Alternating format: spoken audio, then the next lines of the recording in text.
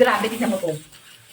Tignan mo to, pangga. Walang halong etchos. Tignan mo lang to mabuti. Promise. Ito na yata yung pinakakapal niya. Ayan o. Kung kapal lang ha, kapal. Leather material. Yes, yes, yes, yes.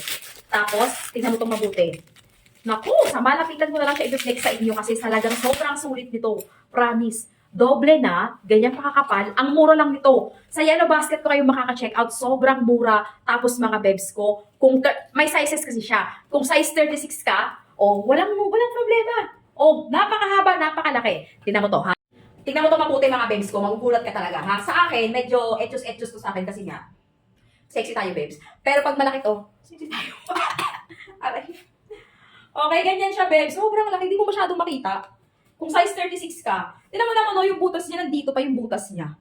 Di ba? Discounted to ngayon. Ako, sinasabi ko sa'yo. Kung wala ka pang ganito, bumili ka na. Yun lang yun. Kung wala ka pang ganito, babe, bumili ka na. Sobrang sulit. Tinan mo yung pinaka-material. Uy, nakakaiyak. 1, 2, 3, 4. 4 ang butas niya. Tapos ang kapal. Ang kapal. Tapos, ang kagandahan sa kanya. Anong kagandahan sa kanya daw? PU leather. PU leather. Di ba? Hindi pipitsugin. High-end leather ang gamit material sa kanya. Kaya diyan ka lang mag-check sa mismong Yellow Basket ko.